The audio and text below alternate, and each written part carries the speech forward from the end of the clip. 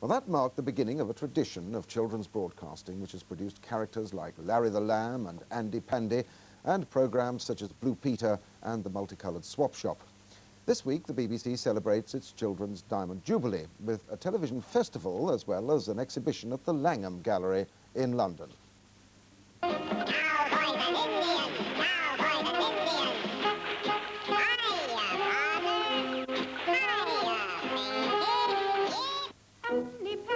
Coming to play, la la la la la, and the pack is here today, la la la la.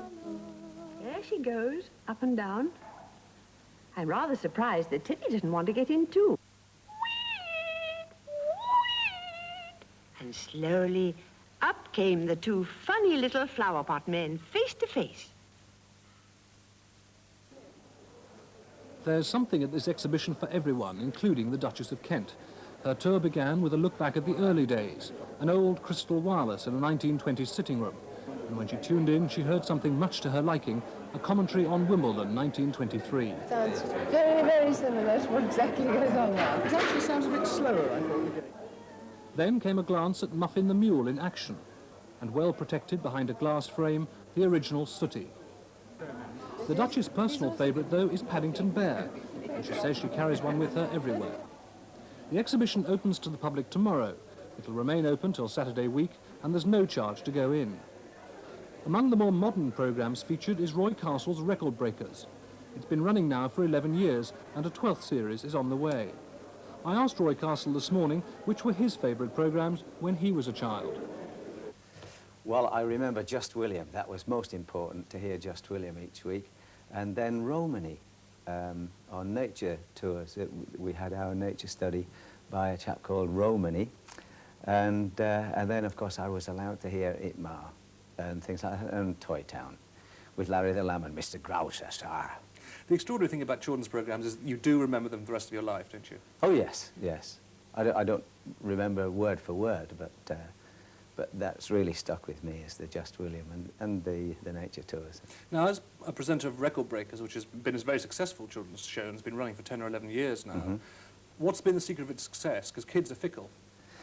Well, I think they're very honest, you see. They haven't been taught what they ought to like, and so they're not going into anything preconditioned. It's a genuine like or dislike, so there are not many shades of grey. It's either I like that, or... And they don't actually tell you they don't like you, they just start talking amongst themselves, you see. So you lose their attention. Is it much harder to entertain children than to entertain adults? Not if you've done your homework and if you've got the right kind of material. Really, the Guinness Book of Records is the perfect platform, because it's either the worst or the best. Again, there's very few shades of grey. In records, you're either the best or the worst or the fattest or the thinnest, and that's it. And once you know that, that's the ultimate. I suppose one of the important things is to catch children young watching television, to keep them as they get older.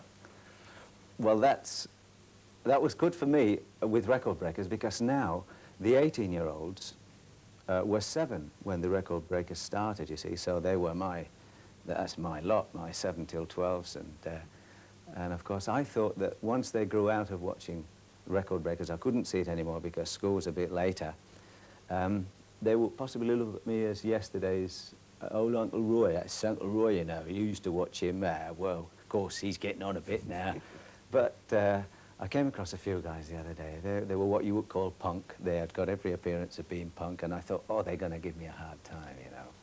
And they didn't. They said, hello, Roy. All right, still breaking the records? Whoa! You know, it was nice, really. The post office has changed its mind over the spring.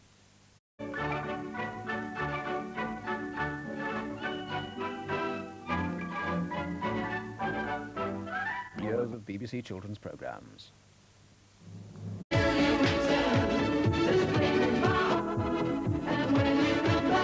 Wowee, Father Christmas, I have to say, I'm really impressed. I'm impressed with your dancing as well. Now, there is just one more thing. Do you think you could possibly magic Andy here for Christmas? And there's somebody else as well. You've forgotten Ed. And Ed.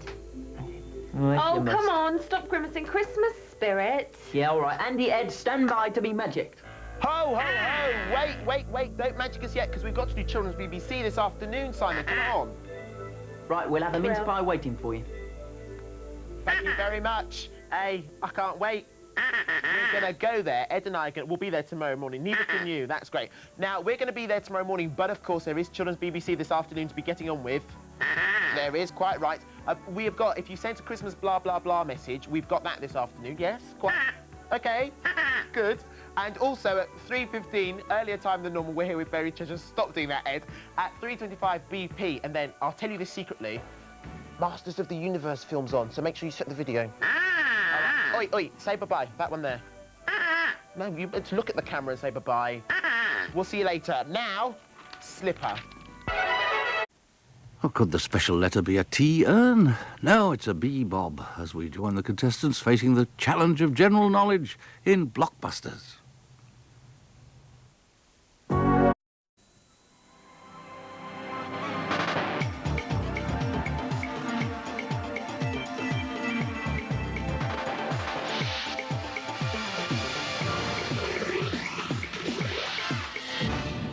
No, I'm not sure it looks right, you know. I think it looks Morning. Good morning. Hello, I'm just putting the Christmas decorations up on us. Go very nicely with the snow and the opening titles. I've got this manual here, you see, that tells you how to put your decorations up. And it ties in with a special guest we have who's a bit of a book expert. And with that, we'll wander around the library of BFT this morning. It's sad, isn't it? A newly penned Tales of Whitey and the Devil's coming on soon. And we turn...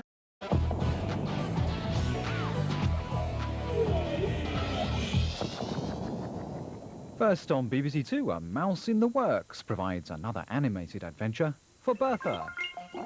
Us are back tomorrow morning at 10 o'clock. Claire Smith in Bristol, get yourself out of bed. Your friend Nicola has written to me and she says tell her happy birthday for today, so happy birthday, Claire. Bullwinkle and Rocky are along in a moment, and then in 5 minutes' time it's a brand new series for you here on Children's BBC called Silas, all about the adventures of a circus boy 100 years ago, but he has a cruel boss, and because of that he runs away from the circus, meets up with a black stallion, and you can follow their adventures a little bit later on. 10 to 10 is Newsround Special Delivery with John and Roger. Bullwinkle and Rocky at 10 o'clock, and at 10:05 Play School will finish Children's BBC for Wednesday. But Bullwinkle and Rocky at 10 o'clock, but here they come for their first time this morning.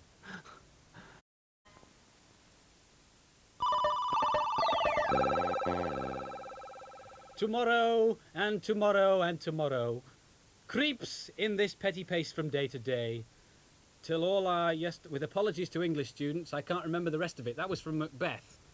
Honest, but this costume wasn't. Good afternoon, by the way. Happy Thursday. It's April the 23rd, and besides being St. George's Day, it's also the Bard's birthday. Shakespeare, born in... This rough's falling off. Born in 1564, would make him 423 if he was still here, so we thought we'd celebrate in our usual manner. Now, it is also St. George's Day today. Thank you to the pupils of Bromby Comprehensive School, Cemetery Road, Scunthorpe in South Humberside, who've sent us some pictures of St. George that they've done. So we thought we'd have a little bit of this, a little bit of music mixed through. There's George. There's Matt's head on there. A shield and a sword. Happy St. George's Day, that one says. That's a nice one, very striking. It's almost Welsh, isn't it, the dragon? But very, very good job indeed. Thank you for that one. There's 5 flags on another flag. And there's St. George killing the old dragon. I'll kill that dragon, says George on that one. And finally, a smashing picture of Great Britain with another dragon in the corner. Thank you for all of those. We shouldn't lose the music. Lay on 5 with Floella in a minute with the adventures of Spot, Johnny Briggs, Yogi Bear, Thundercats, Newsround and Blue Peter this afternoon. Spot going on his first walk at 4:10 and he's looking forward to that. But Floella now, laying on 5. All right. Lay on 5.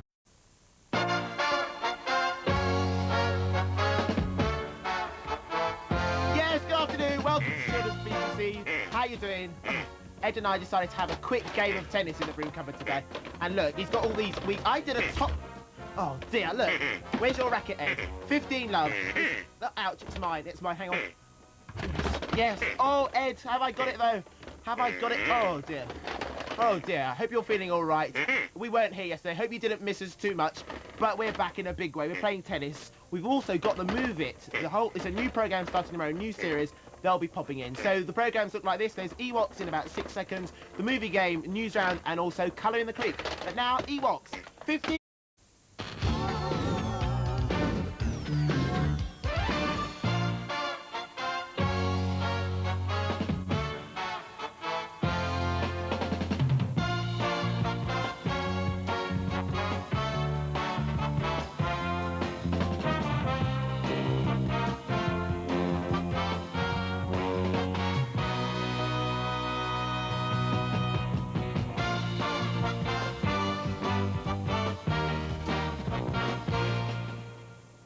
I'm so dynamic, aren't I? Good afternoon and welcome to Children's BBC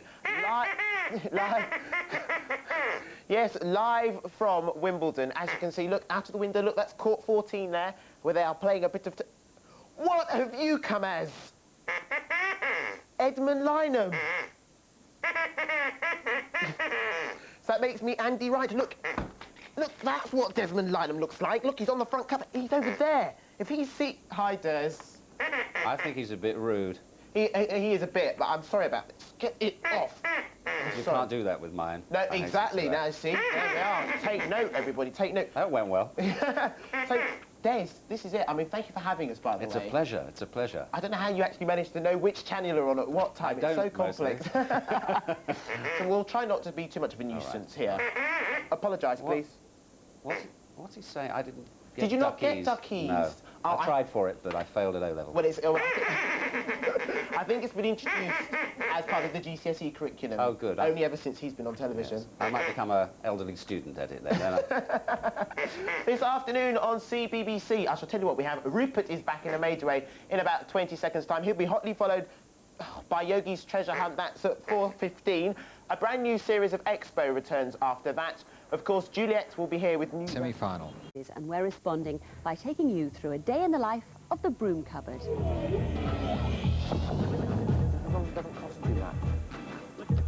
All right, thank you. Bye. Well, here we go. Another hectic day in CBBC. Now, this is half of the Children's BBC office. In this office, I live. There's a spare desk here with 4 phones, because I'm greedy like that. This is Kate, top PA, and she's in charge of all the scripts. Not my scripts, but scripts for trails and things. Over there is Sylvia. Sylvia, say hello. Hello. Sylvia and Doreen. Hello. Hello. They are Doreen and Sylvia, top executive secretaries, you see. They're the best in the business. Hello, Children's BBC. Yeah, OK, you want a signed picture? OK, what's the name?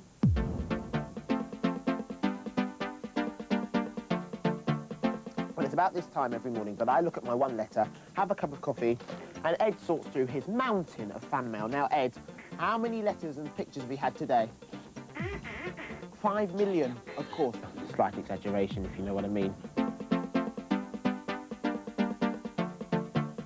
Something that's crucial to Children's BBC is timings, and this computer here looks after all our timings, along with my fabulous producer, Suzanne. Well, my job's to make the afternoon fit. What happens is the programme department give me a whole list of durations of all the programmes. I put them into the computer, juggle it around a bit, to try and decide how much time that you should have, and then the whole point is to get to Neighbours at a certain time. If that's late, then we're in big trouble because the 6 o'clock news will be late, and I wouldn't be very popular. All right, there's less than half an hour to go until I'm on air. So I've got to go. Come on.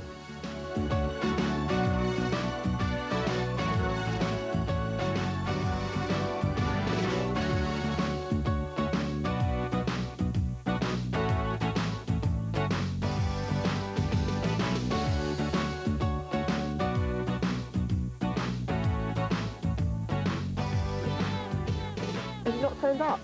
No, I'm still waiting. This is Christina, Ed Shelby's manager. You better turn up, Christina. I'll only blame you. And this is Roseanne, top BBC announcer. Is it time for me to sit in? I think it's better. Okay. We've got 2 minutes to go. Okay, thank you. Stand by. Sport is threatening to come off 15 seconds early or 15 seconds late. Well, in that case, actually... 10 seconds to go until we're on air. You decided to come then? We've only got about 10 seconds, not even 10. We're on, be quiet. Did you have a nice weekend? Good. Good afternoon, welcome to Children's BBC. I hope you're feeling all right. It is Monday the 17th of February.